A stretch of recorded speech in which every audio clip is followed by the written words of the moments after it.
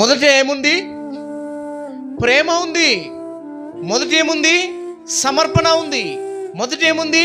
కష్టపడినావు. నీకు మొదట ఉండిన ప్రేమ నీలో లేదు, మొదట ఉండిన సమర్పణ నీలో లేదు, మొదట ఉండిన ఓర్పు నీలో లేదు. క్రీస్తునందు ఉన్నామా? ఉండడానికి రుజువేంటి? నేను క్రీస్తులో ఉన్నాను అనడానికి రుజువేంటి? క్రీస్తులో ఉన్నాను అనడానికి రుజువేంటి? నీలో ఉన్న ప్రేమ ఏది? నీలో ఉన్న సమర్పణ ఏది? నీలో ఉన్న త్యాగం ఏది? నీలో ఉన్న దేవుని కొరకు ఉన్న శ్రమ ఏది? దేవుని కొరకైన ప్రయాస ఏది? దేవుని కొరకైన త్యాగం ఏది? దేవుని కొరకైన ప్రేమ నీలో ఏది? మొదట ఉండినది నీకు ఇప్పుడు లేదు అన్నాడు దేవుడు.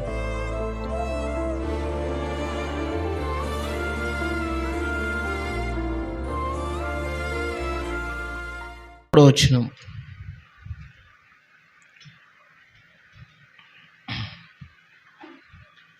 అంతటా ఇప్పటి నుండి ప్రభునందు మృత్యునందు మృతులు ధన్యులని రాయమని పరలోకం నుండి ఒక స్వరము చెప్పగా వింటిని. నిజమే, వారు తమ ప్రయాసములను మాని విశ్రాంతి పొందుదురు, వారి క్రియలు వారి వెంట పోవునని ఆత్మ చెప్పుచున్నాడు. చాలు. ఇక్కడ రాయబడిన ఈ మాటల్లోని కొన్ని తలంపులు మనం చూద్దాం. ఇప్పటి నుండి, ఇప్పుడు, ప్రస్తుతం, ఇప్పుడు. మరో మాట చూడండి, రోమా 8వ అధ్యాయంలో.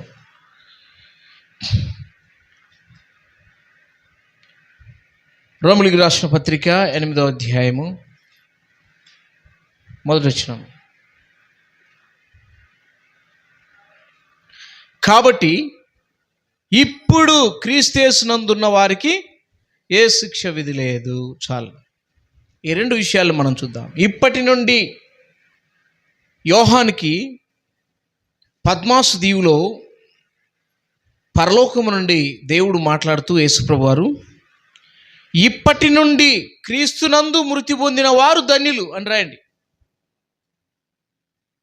ఇప్పటి నుండి క్రీస్తునందు మృతి పొందిన మృతులు ధన్యులు. కాబట్టి ఇప్పుడు క్రీస్తునందున్న వారికి ఏ శిక్ష విధి లేదు. ఇప్పుడు అంటే ఎప్పుడు? యేసు ప్రభువారు మృతి పొంది సమాధి చేయబడి 3వ దినమున తిరిగి లేచి ఆరోహణమైపోయినాడు. ఆయన మరణాన్ని జయించి నూతన నిబంధనకి మధ్యవర్తి అయిన యేసుక్రీస్తు ఆయన సంపూర్ణమైన కార్యాన్ని జరిగించిన తర్వాత ఇప్పటి నుండి అని చెప్పబడింది. ఇప్పటి నుండి క్రీస్తునందున్న వారికి ఏ శిక్ష లేదు. అంతేకాదు, క్రీస్తునందున్న వారు నూతన సృష్టి అని కూడా చెప్పబడింది. ఎప్పటి నుండి? యేసుక్రీస్తు ప్రభువు మృతి పొంది సమాధి చేయబడి 3వ దినమున తిరిగి లేచినాడని విశ్వసించిన నాటి నుండి, ఇప్పటి నుండి నువ్వు నూతన సృష్టి. పాతవి గతించిన, ఇదిగో క్రొత్తవాయను.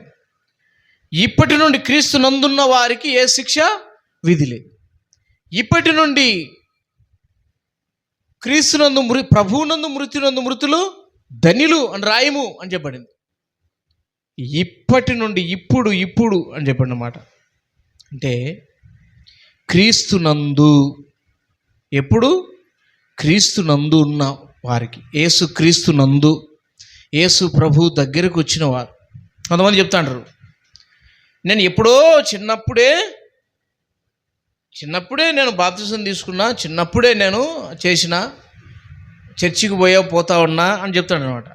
నువ్వు ప్రస్తుతం ప్రభువులో ఉన్నవా లేదా? అది ప్రభు కావాల్సింది ఏంటంటే ఇప్పుడు ప్రస్తుతం ప్రభువులో ఉన్నవా లేవా? మత్తయి సువార్త 25వ అధ్యాయంలో, మత్తయి సువార్త 25వ అధ్యాయం, ఇక్కడ 10 మంది కన్యకులు మనకు కనపడతారు. 10 మంది కన్యకులు మనకు కనపడతారు. మొదటి వచ్చినప్పుడు చదివితే 10 మంది కన్యకులలో ఈ 10 మంది కన్యకులు ఎవరు? విశ్వాసులే. 10 మంది కన్యకులు కూడా విశ్వాసులే. వారు ఒకనాడు మారుమనసు పొంది రక్షణ పొంది దేవుని పిల్లలే అయిన వాళ్ళే, సంఘములో చేర్చబడిన సంఘములో అందరూ కలిసి సమానంగా పనిచేసిన వాళ్ళే. అయితే మనిషి కుమారుడు వస్తున్నాడు, పెళ్లి కుమారుడు వస్తున్నాడు అని చెప్పేసి మరి చెప్పినప్పుడు ఈ 5 మంది కన్యకులేమో సిద్ధపడినారు, మిగతా 5 మంది కన్యకులేమో నిర్లక్ష్యం చేసినారు. అంటే సేమ్ వాళ్ళు వీళ్ళు ఒకసారే బాప్తిసం తీసుకున్నారు, వాళ్ళు ఒకసారే సంఘ సహవాసంలో చేరినారు, బలలో పాలు పొందుతున్నారు, ఒకే మరి పాత్రలో పాలు పొందుతున్నారు, సహవాసంలో ఉన్నారు, సంఘంలో ఉన్నారు. అలాగే మరి ఇలాంటి వ్యక్తులు 5 మంది ఏమో సిద్ధపడి ఉన్నారు, 5 మంది ఏమో నిద్రపోయినారట పెళ్లి కుమారుడు వచ్చేసరికి. అంటే నిర్లక్ష్యము,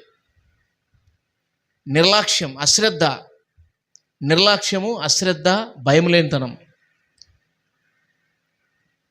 ఈ విధంగా పెళ్లి కుమారుడు వచ్చినాడని చెప్పేసి బూరం మ్రోగ్గానే మిగతా 5 మంది సిద్ధపడిన లోపలికి వెళ్ళిపోయినారు.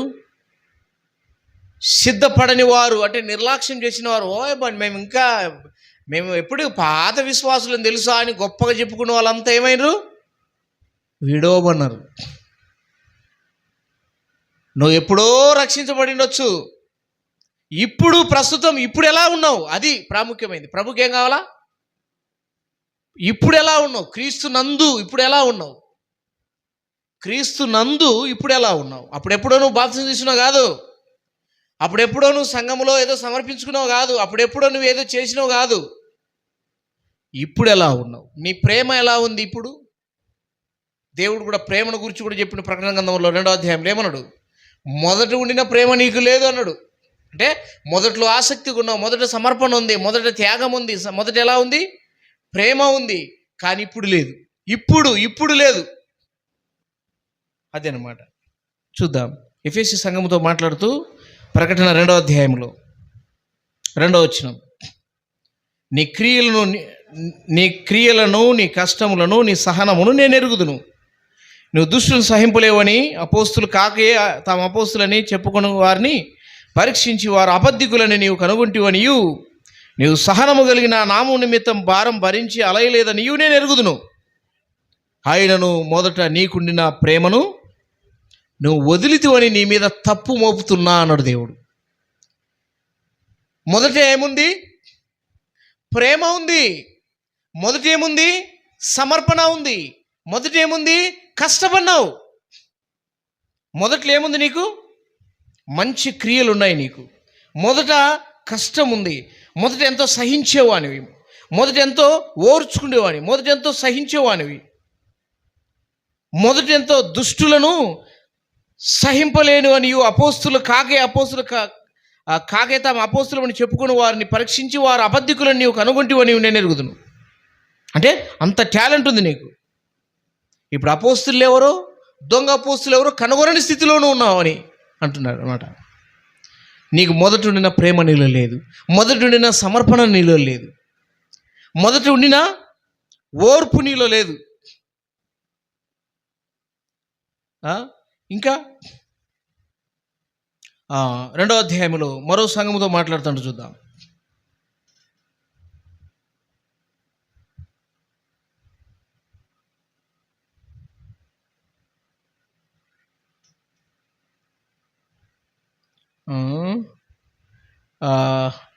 ఎనిమిదవ వచనంలో మరో సంఘం. ఏ సంఘం ఇది? స్మరణలో ఉన్న సంఘం గురించి చెప్తున్నాడు. చదువు 9వ వచనం. నీ శ్రమను నీ దరిద్రతను నేను ఎరుగుదును. చూడండి, శ్రమ, దేవుని కోసం శ్రమ పడుట కూడా మొదట ఉండిన దేవుని కోసం శ్రమపడిన శ్రమ ఇప్పుడు లేదు. అలాగే దరిద్రత, దేవుని కొరకు దరిద్రుడు అంటే దేవుని కొరకు అన్ని నష్టపోవడానికి కూడా సిద్ధపడినావు. అప్పుడు అయినను నీవు ధనవంతుడివే, తాము యూదులమని చెప్పుకొనొచ్చు యూదులు కాక సాతాను సమాజపు వారి వల్ల నీ కలుగు దూషణనే నేనెరుగుదును. నీవు పొందవు శ్రమలకు భయపడకము. ఇదిగో మీరు శోధింపబడినట్లు అపవాది మీరు కొందరిని చెరలో వేయింపబోచున్నాడు. తర్వాత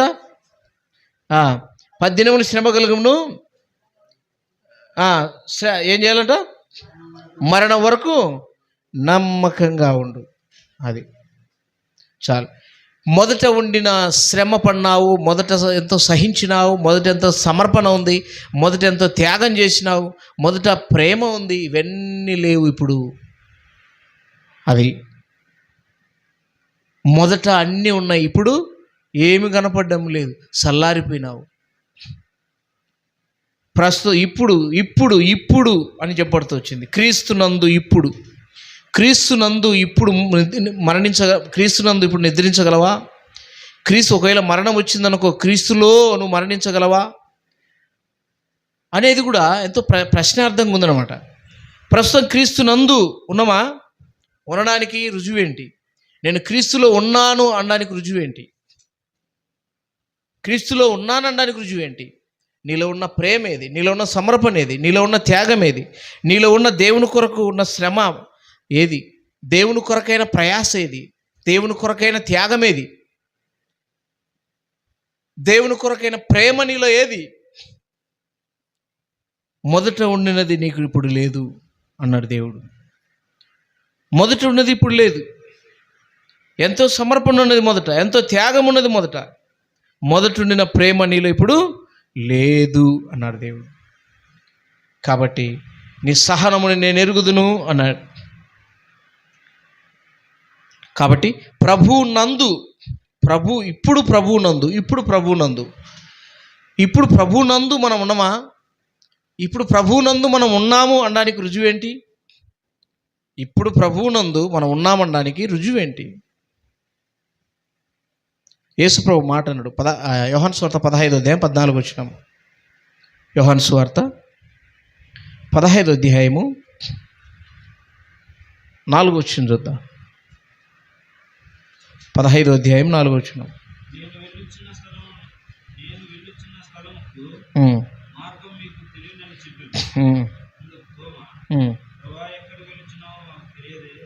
పదహైదు 4 నా యందు నిలిచి ఉండండి. అది ప్రభు మన యందు ఉండాలంటే మనం ఏం చేయాలి? ఆయన యందు నిలవాల. ఆయన యందు మనం నిలవాల. ప్రభునందు మనం ఉండాల. ప్రభునందు మనం ఉండాల. ప్రభునందు మనం ఉండాల. ప్రభునందు మనం ఉండాలంటే 7వ వచనం, నా యందు మీరును. అది రెండవది ఏంటి? ప్రభువునందు ఆయన మనం ఉండాలంటే మన యందు ఏముండాలా? ఆయన మాటలు ఉండాల. మన యందు ఆయన మాటలు నిలబడాల. మరి నిలబడ్డం లేదా? ఎటబోతున్నాయి మరి? హెబ్రీ రాసిన పత్రిక నిలబడకుండా ఎటబోతున్నాయి మరి?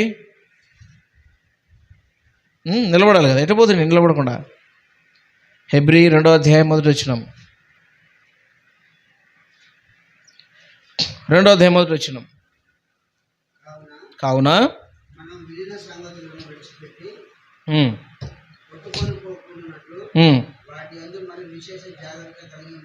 అది ఆయన మాటలు మన యందు ఉండాలంటే మనం తీసుకోవాల్సిన జాగ్రత్త ఏంటి?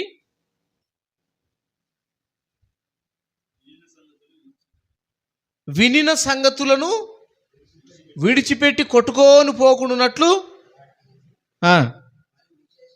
విశేష జాగ్రత్త అంట. జాగ్రత్త వేరే, విశేష జాగ్రత్త వేరే. మరి విశేష జాగ్రత్త కలిగి ఉండాలంట. మన యందు ఆయన మాటలు నిలబడాలంటే, మనం ఆయన యందు ఉండాలంటే ఆయన మాటలు మన యందు ఉండాలా? మన యందు ఆయన మాటలు నిలబడాలంటే విశేషమైన జాగ్రత్త కలిగి ఉండాలి. ఆయన మాటలు మన యందు ఉండాల. ఆయన మాటలు మన యందు ఉండాల. ఆయన వాక్యముతో మన హృదయంలో నింపబడాల. ఆయన మాటలను మన హృదయంలో నింపబడాల. ఆయన జ్ఞానము సకల విధములుగా నింపబడాల. కొలస్సీలకు రాసిన పత్రికలో ఆయన మాటలు ఏం చేయాలా? సకల విధములుగా నింపబడాలి ఆయన మాటలతో. ఎట్లా నింపబడాలా? సంగీతములతోనూ ఆత్మ సంబంధమైన పద్యములతోనూ అనే మాట, ఒక మాట చూస్తా. కొలస్సీలకు రాసిన పత్రిక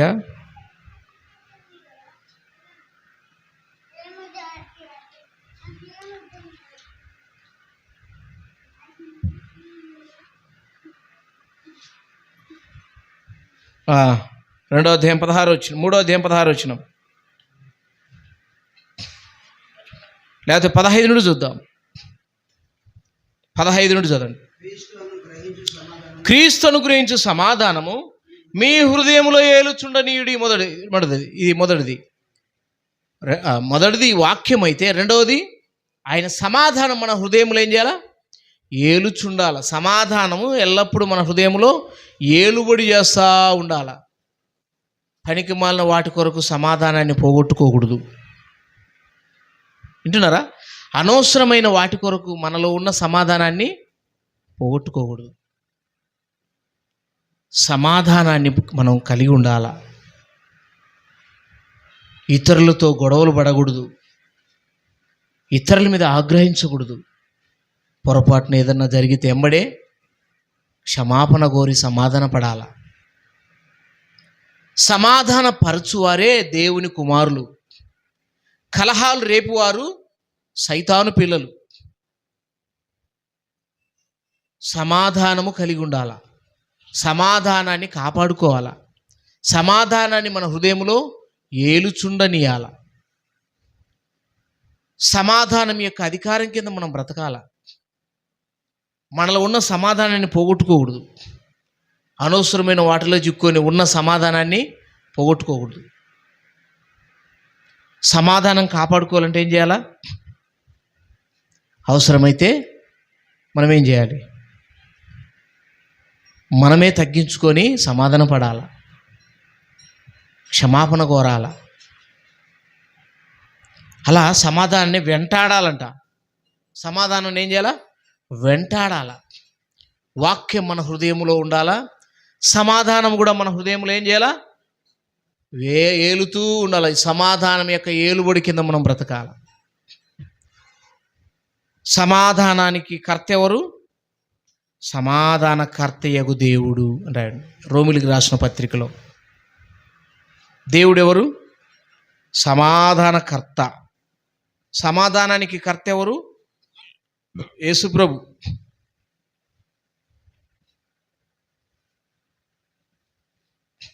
రోమిలికి రాసిన పత్రికలో చూడండి.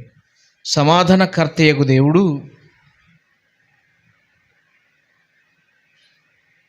సాతానుని మీ పాదముల కింద చితకదొక్కుతాడు అని తగ్గించని మాట ఉంది చూడండి.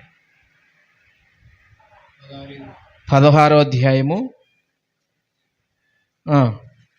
20వ వచనం చదవండి. సమాధానకర్తయగు దేవుడు.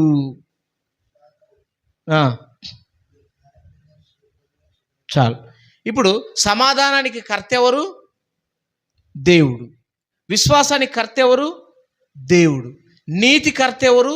దేవుడు. పరిశుద్ధతకు కర్త ఎవరు? దేవుడు. రక్షణకు కర్త ఎవరు? రక్షణకర్తయగు దేవుడు. రక్షణకర్తయగు దేవుడు. ఆ సమాధానం అనే యేసు ప్రభువు మన హృదయములో ఏలుతూ ఉండాల. ఆ సమాధానపు రాజు యేసు ప్రభు పేరేం పేరు? నీతికి రాజనియు. ఎబ్రీ రాష్ట్రపత్రిక సమాధానపు రాజనియు అని మాట చూడండి. అర్థాలు వస్తున్నాయి చూడండి. హెబ్రీలకు రాసిన పత్రిక 7వ అధ్యాయము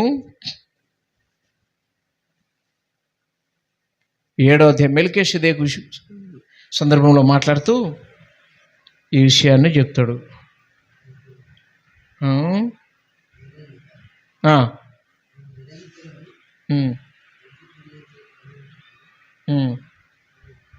అక్కడే చెప్తా.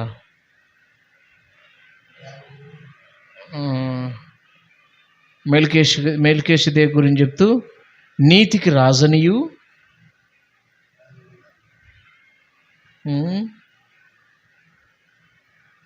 ఆ సందర్భంలో మాట్లాడతాడు ఈ మాట.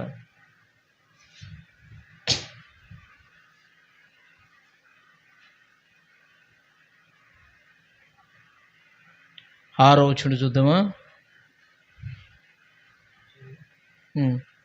వారితో సంబంధించిన వంశావళి లేని వాడిని మెల్కీషెదెకు అబ్రహామునొద్ద 10వ వంతు పుచ్చుకుని వాగ్దానములు పొందిన ఆస్వాదించను, తక్కువ ఎక్కువ ఆస్వాదింపబడిన మాట కేవలము నిరాక్షేపమై ఉన్నది అంటూ మెల్కీషెదెకు విషయం చెప్తాడు అనమాట.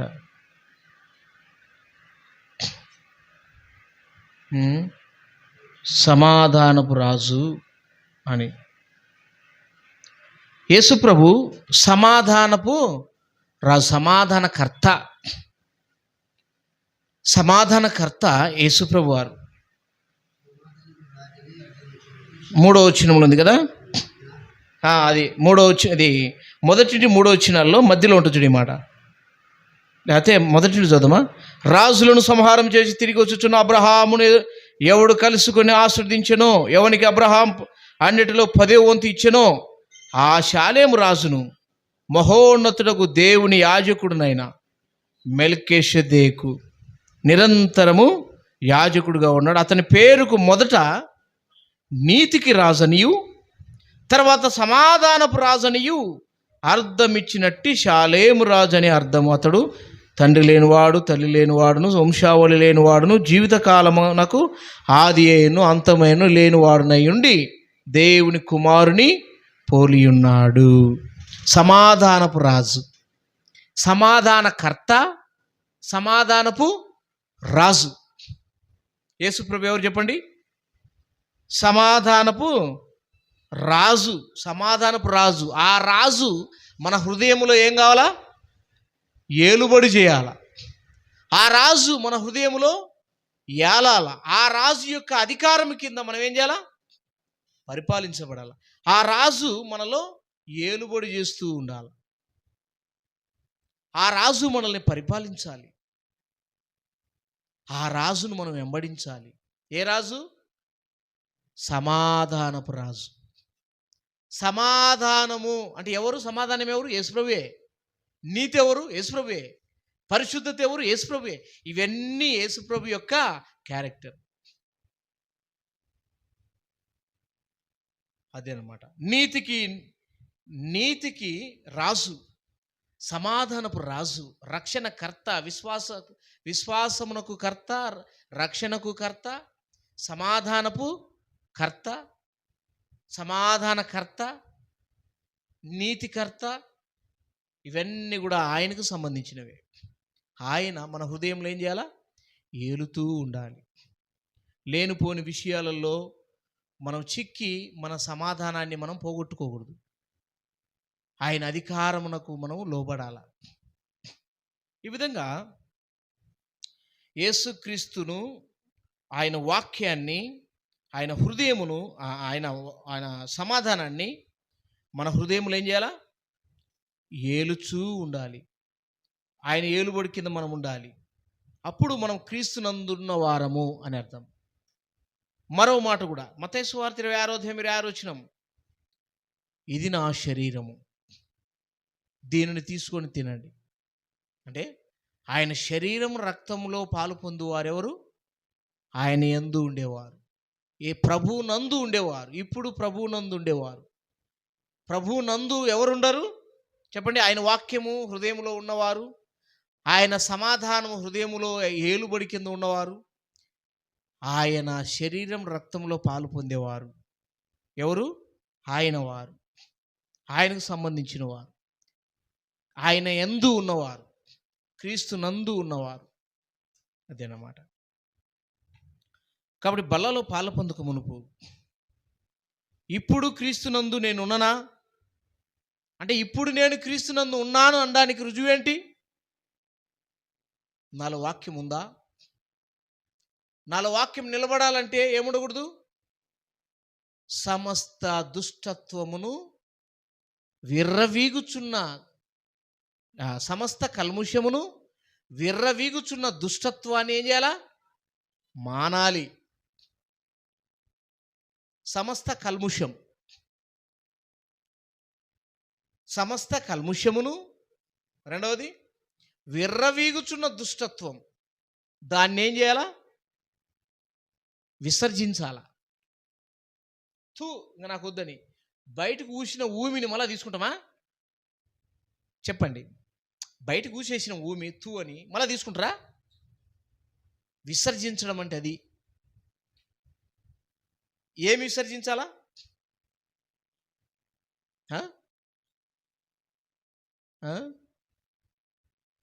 సమస్త కల్ముషం.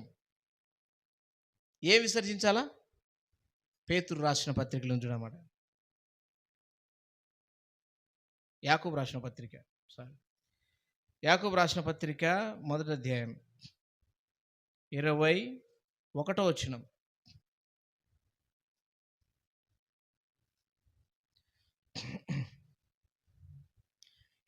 చూద్దాం.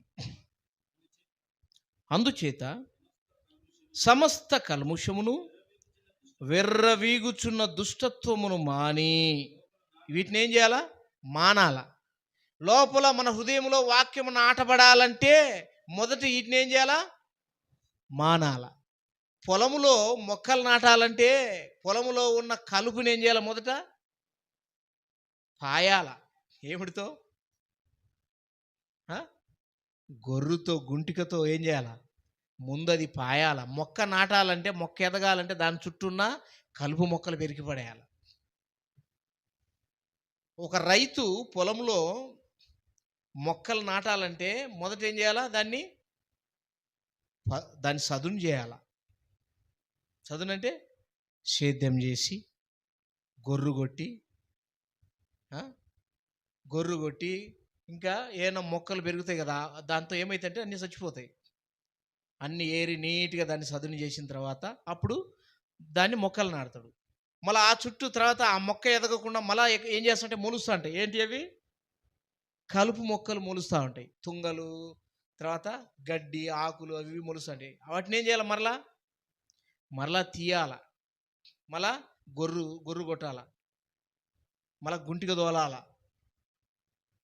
ఇవన్నీ చేస్తేనే కలుపు మొక్కలు పోతుంటాయి. ఆ నాటబడిన మొక్క ఏమవుతుంది? అది ఎదుగుతూ ఉంటుంది అది. ఇప్పుడు అవన్నీ లేకుండా గడ్డి అట్నే పెట్టి, చెట్లన్నీ అట్టే పెట్టి, పిచ్చి మొక్కలన్నీ అట్లే పెట్టి, అది మనం మిరపనారు కానీ, ఉల్లినారు కానీ, ఈ తర్వాత ఇవన్నీ నాటగలమా? ఎవరన్నా ఉన్నారు అట్లా నాటిన వాళ్ళు? ఇది మనకు అర్థమైతే, మన హృదయములో దేవుని వాక్యము నిలబడాలంటే ఏం కావాలా? చెప్పండి. ఏ కల్ముషం? సమస్త విధమైన కల్ముషం. కల్ముషం అంటే చెత్త చెదారం కదా. ఇంట్లో అంతా చెత్త ఉంది, దుమ్ము ఉంది, అట్లే వచ్చి పండుకుంటామా? కూర్చుంటామా? ఏం చేయాలి? మొదట ఊడ్చాల. ఆ చెత్త లాంటి అలవాట్లు, ఆ కల్ముషం లాంటి పద్ధతులు, ఆ కల్ముషం లాంటి మాటలు, బూతు మాటలు, అబద్ధాలు, కొండెపు మాటలు, శాస్త్రాలు, అలాగే ప్రవర్తన విషయంలో మన పద్ధతులు, మన నడవడిక, ఇదంతా సమస్త విధమైన కల్ముషం. ఇవన్నీ ఏం చేయాలా? మాని వీటన్నిటిని మానాల. అప్పుడేం చేయాలా? చదవండి. అప్పుడేం చేయాలా? 1వ అధ్యాయము 21వ వచనం. లోపల నాటబడి నీ ఆత్మను రక్షించుటకు శక్తిగల వాక్యమును సాత్వికముతో అంగీకరించడమే కాదు, ఆనందముతో ధ్యానించు. చదువు. కీర్తన 1వ అధ్యాయంలో, యెహోవా ధర్మశాస్త్రమునందు ఆనందించుచు దివారాత్రము దాన్ని ఏం చేయాలా? ధ్యానించాల. నాటబడ్డమే కాదు, దాన్ని ఏం చేయాలా? ధ్యానించాల. నెమరు వేయాల. పశువు ఏం చేస్తుంది? పొలంలోకి పోయించిన తర్వాత సాయంత్రం రాత్రి అంతా ఏం చేస్తుంటుంది? అది నెమరేస్తూ ఉంటుంది. నెమరేయలేదనుకో అప్పుడు ఏం చేస్తాడు యజమానుడు? ఇదేందో నిన్నటి చూస్తున్నా, ఈ పశువు ఏం చేస్తుంది? నెమరు వేయడం లేదంటే దీనికి ఏమొచ్చింది? ఏదో రోగం ఉంది. నువ్వు నెమరు వేస్తున్నావు అంటే అర్థం ఏంటి? నువ్వు వింటున్న వాక్యం జీర్ణమవుతుంది అని అర్థం. తింటున్న ఆహారం ఏమవుతుంది? పశువుకి జీర్ణమవుతుంది. నెమరు వేస్తేనే జీర్ణమైద్ది. నెమరు వేయలేదనుకో, దానికి ఏదో రోగం అటాక్ అయింది. అందుకే అదేమవుతుంది? అప్పుడేం చేయాలండి? డాక్టర్ కాడికి తీసుకుపోవాలా. ఇది నెమరు వేయడం లేదంటే అప్పుడు ఎంబడే సూది తెచ్చిపోస్తాడు, దానికి సూది వేస్తాడు, నెమరు వేసేటట్టు మరలా. అంటే దానికి ఏదన్నా రోగం అటాక్ అయితేనే నెమరు వేయదు. అలాగే దేవుని వాక్యాన్ని మన హృదయంలో ధ్యానించాల. సంగీతములతోనూ ఆత్మ సంబంధమైన పద్యములతోనూ. కొలస్సీ రాసిన పత్రిక చూడండి,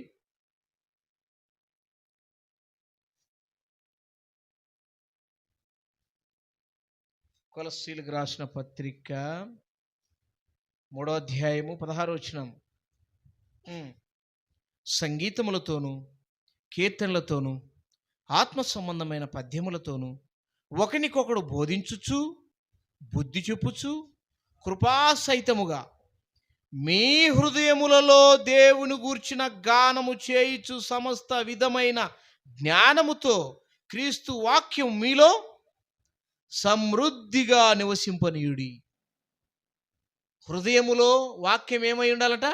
సమృద్ధిగా నివసింపజేయాల, నాటబడేటట్టు చేయాల. సమస్త కల్ముష్యం ఉందనుకో, వాక్యం ఏమైనా నాటబడుతుంది చెప్పండి? పొలములో ఆ గెడ్డంతా కలుపంతా అట్లే పెట్టి మొక్కలు నాటితే ఏమన్నా అది ఫలిస్తుందా? అది ఫలించదు, అభివృద్ధి కాదు. అది మొదట ఏం చేయాలా? తీసిపడేయాలి. ఆ కలుపు మొక్కలన్నీ ఏం చేయాలా? ఏం తీసేయాలా? సమస్త విధమైన కల్ముషం, సమస్త విధములైన కల్ముషం, విర్రవీగుచున్న దుష్టత్వాన్ని ఏం చేయాలా? మానాల, కట్ చేయాల. ఇక అల్లరితో కూడిన ఆటపాటలు వింటున్నారా? ఇవన్నీ మానాల. లోక సంబంధమైనవన్నీ మానాల, పద్ధతులు మానాల, నడవడిక మానాల, మాటలు మానాల, బుద్ధులు మానాల, ప్రవర్తన మానాల, అన్నీ మానాలి. అప్పుడు సాత్వికముతో వాక్యాన్ని అంగీకరిస్తే అదేమవుతుంది? నాటబడుతుంది, అది ఫలిస్తుంది. ఇప్పుడు వాక్యం మన హృదయములో ఉంటే మనం ఎవరి యందు ఉన్నట్టు? ప్రభువునందు ఉన్నామని అర్థం. యేసు ప్రభు ఏమన్నాడు? మీ యందు నా మాటలు ఉండాలా, మీ యందు నా మాటలు ఉండాలా, మీ యందు నా మాటలు ఉండాలా. మీ యందు నా మాటలు ఉంటే, యేసు ప్రభు మాటలు మన హృదయంలో ఉన్నాయనుకో, విరోధ భావాలు రావు. పొరుగువాన్ని మనము తిట్టం, పొరుగువాని మీద చెడ్డ మాటలు పలకం, పొరుగువాని మీద అబద్ధ సాక్ష్యాలు పలకం. పొరుగువాడు బాగుపడుతా అంటే వార్వలేని బుద్ధి ఉండదు. వింటున్నారా? మన కళ్ళు ఎర్రగావు. హృదయంలో వాక్యం ఉంటే పొరుగువాన్ని ఓర్చుకుంటాం. పొరుగువాని ఎడల మంచి మనస్సు ఉంటుంది. హృదయంలో వాక్యం ఉంటే, హృదయంలో వాక్యం ఉంటే ఇతరుల నాశనాన్ని కోరం. హృదయంలో వాక్యం ఉంటే చూడండి, యోహాను సువార్త 8వ అధ్యాయం. యేసు ప్రభు అంటాడు ఈ మాట, మీ యందు వాక్యము లేదు, అందుకనే నన్ను మీరు చూస్తున్నారు అంటాడు. 8వ అధ్యాయం.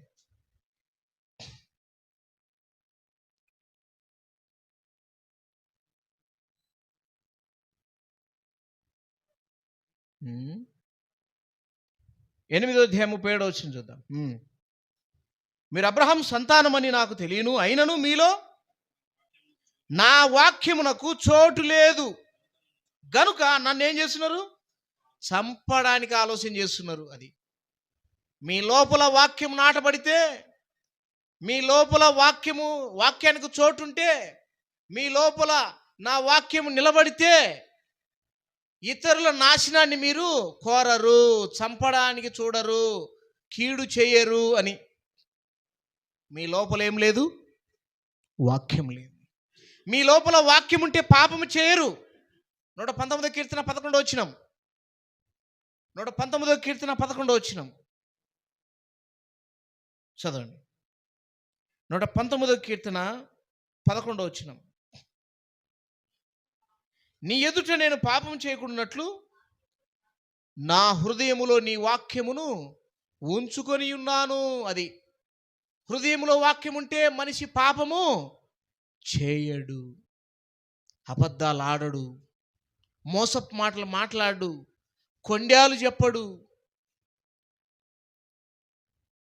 ఎకశకలు పడ్డు మనిషి, హేళన చేయుడు మనిషి. ఇతన్ని చూసినప్పుడు వాక్యము హృదయములో ఉంటే భయం పుట్టిస్తుంది. నీ హృదయంలో వాక్యం నిలబడితే ఏం చేస్తుంది? భయం పుట్టిస్తుంది. దేవుని భయం పుట్టిస్తుంది, మరణ భయం కాదు.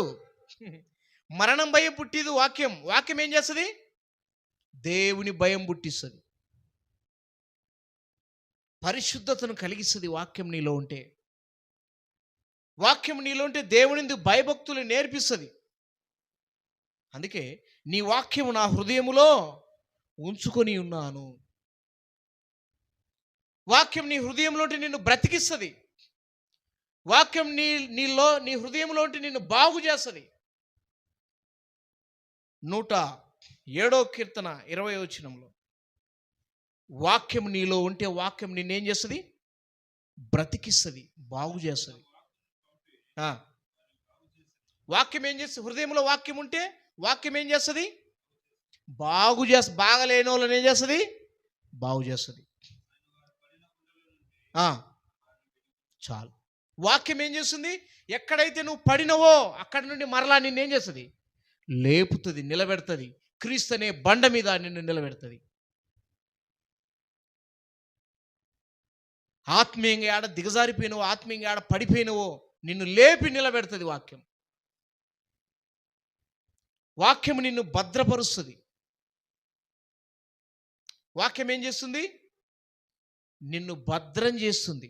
చూడన్నమాట, యోహాను రాసిన మొదటి పత్రిక భద్రం చేస్తుంది. యోహాను రాసిన మొదటి పత్రికలో భద్రపరుస్తుంది ఆయన రాకడ వరకు. మంచి మాట ఉంది, చూద్దాం.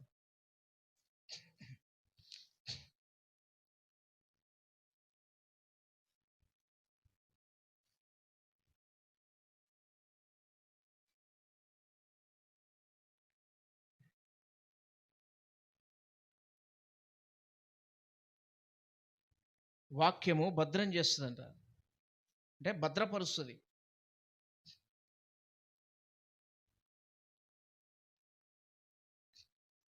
మొదటి యోహాను రాసిన పత్రికలోనే మాట, మంచి మాట ఉంటుంది.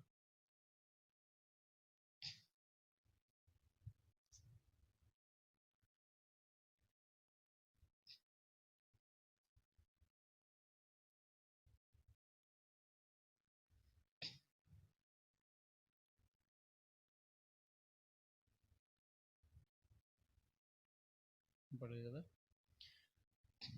మనల్ని భద్రం చేస్తుందంట, భద్రపరుస్తుంది. వాక్యం మన హృదయంలో ఉంటే మనల్ని జాగ్రత్త పరుస్తుంది, పాపము చేయనీయకుండా భద్రపరుస్తుంది ప్రభు రాకడ కొరకు. మంచి మాట ఉంది.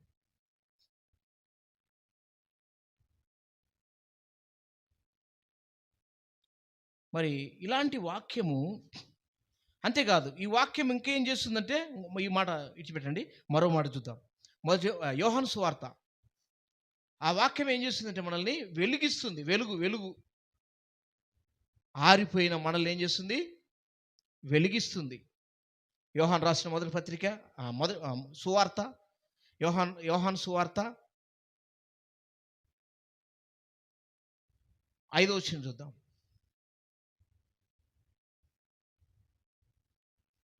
ప్రతి మనిషి అనేకంటే ఏడుందంటే, ప్రతి మనిషిని వెలిగించుచున్నది. ఇక్కడ చూడండి, 10వ వచనం అనుకుంటా, 9వ వచనం చదండి. 9వ వచనం, మొదటి అధ్యాయం 9వ వచనం. నిజమైన వెలుగుండెను, అది లోకములోనికి వచ్చుచు ప్రతి మనిషిని వెలిగించుచున్నది. ఏంటి ఆ వాక్యం? పైనేముంది? ఆదియందు వాక్యముండెను, వాక్యమే దేవుడై ఉండెను. ఆ, ఆ, ఉమ్, ఉమ్. ఆయనలో జీవముండెను, ఆ జీవం మనుషులకు వెలుగై ఉండెను, ఆ వెలుగు చీకటిలో ప్రకాశించడు. అంటే ఆ వెలుగు మనుషుల్ని, ఆ వెలుగు అంటే ఎవరు? యేసుప్రభువే. వాక్యం ప్రతి మనిషిని ఏం చేస్తుంది? వెలిగిస్తుంది. వెలిగిస్తుంది, భద్రపరుస్తుంది. తర్వాత ఆ వాక్యం పాపం చేయకుండా నిన్ను కాపాడుతుంది. బాగలేని నిన్ను బాగు చేస్తుంది. పడిపోయిన వారిని లేవనెత్తుతుంది, నిలబెడుతుంది. ఆ వాక్యం ఆయన రాకడకే మనల్ని సిద్ధపరుస్తుంది. ఆ వాక్యం ఎక్కడుండాలా? ఇప్పుడు చెప్పండి, ఎక్కడుండాలా? మన హృదయములో ఉండాలా. హృదయంలో ఉండాలంటే ఏముండకూడదు? మొదట సమస్తమైన కల్ముష్యం, చెత్త అంతటిని తీసిపడేయాలి. చెత్త వ్యవహారాలు ఉండకూడదు, చెత్త మాటలు ఉండకూడదు. నీ భాష మారాల, నీ భాష మారిపోవాలి. ఎలా ఉండాలా? భాష మారడం అంటే నువ్వు మాట్లాడే పదాలు, బూతు పదాలు తీసిపడేయాల. మరి ఏ పదాలు ఉండాలా? మర్యాదతో కూడిన పదాలతో మాట్లాడాలి, పిలవాల. ఏంటి బూతు పదాలు?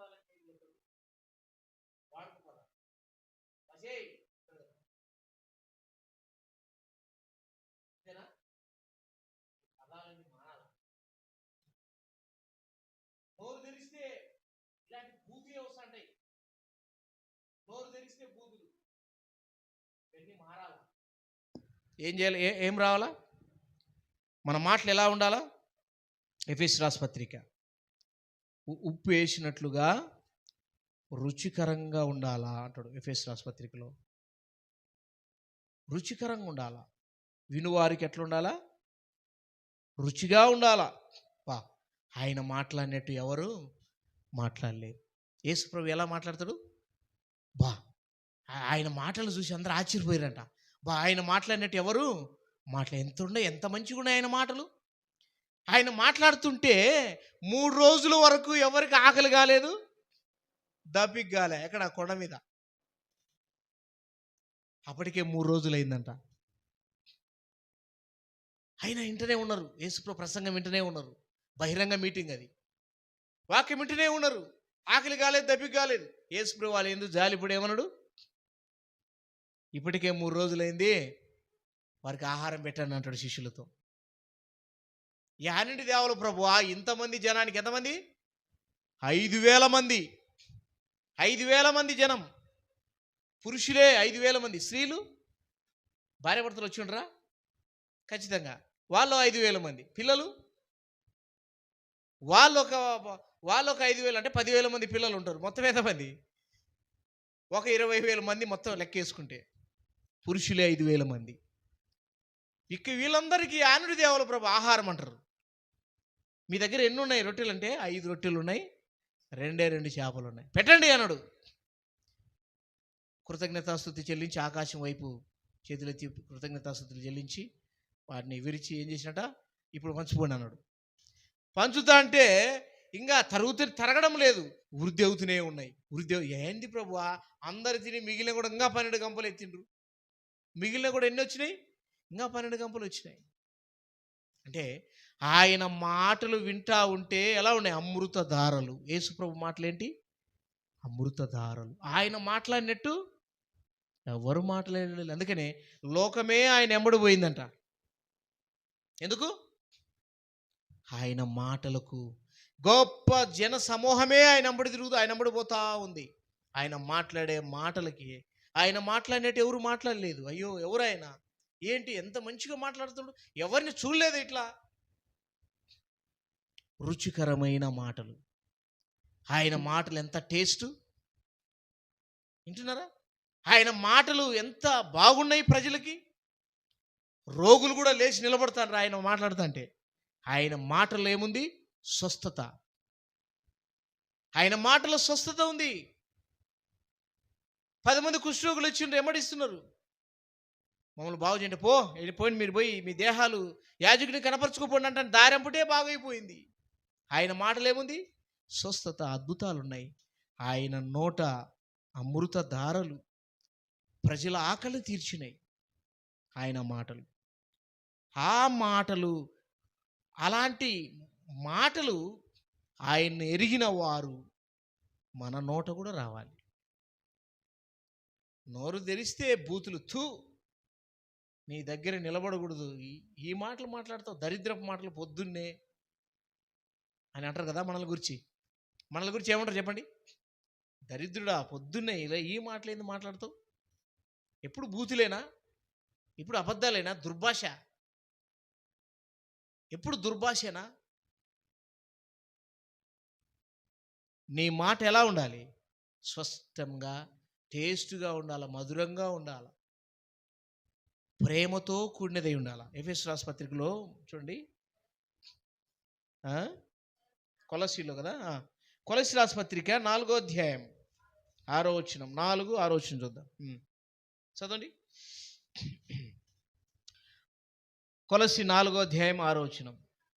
ప్రతి మనుషునికి అలాగూ ప్రత్యుత్తరం ఇయ్యవలేనో అది మీరు తెలుసుకొనుటకై మీ సంభాషణ ఉప్పు వేసినట్టు ఎల్లప్పుడూ రుచిగలదిగాను కృపాసహితముగాను ఉండనీయుడి. ఎలా ఉండాలంట మన సంభాషణ? మన మాటలు ఎలా ఉండాలి? సంభాషణ రుచికరంగా ఉండాలా, టేస్ట్గా ఉండాలి, ఉప్పు వేసినట్లుగా ఉండాలి. ఉప్పు లేని కూర ఎట్లుంటుంది? ఉప్పు లేని కూర సప్పన, అంతేనా? ఉప్పు వేసింది టేస్ట్, ఉప్పు వేసినట్లుగా రుచికరంగా ఉండాలా అంటున్నాడు. మన మాటల్లో యేసుప్రభు ఉండాలి, మన మాటల్లో వాక్యం ఉండాలి, మన మాటల్లో వాక్యంతో నింపబడి ఉండాలి. అందుకనే హృదయము వాక్యముతో నింపబడాలి. కొలస్సీ 3వ అధ్యాయము 16 వచనం ఎందుకనండి మాట? దేవుని గురించిన గానం చేయొచ్చు సమస్త విధములైన జ్ఞానంతో క్రీస్తు వాక్యం మీలో సమృద్ధిగా నివసింపునేది. అప్పుడు మనం ఆయన యందు ఉన్నామని రుజువు, ఆయన మన యందు ఉన్నాడని దీని వలన మనము తెలుసుకుంటున్నాం.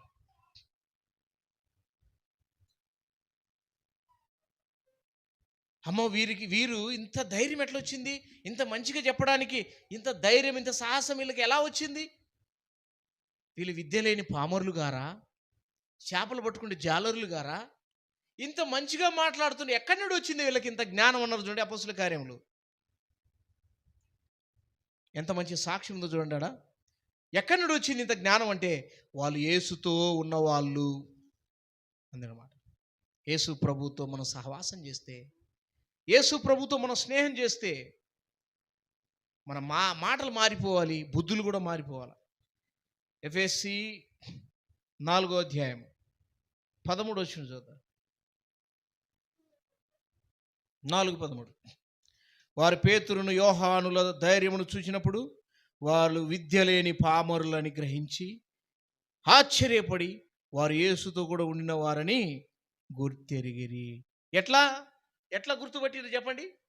యేసుతో ఉన్నవారని ఎట్లా గుర్తుపట్టిండ్రు?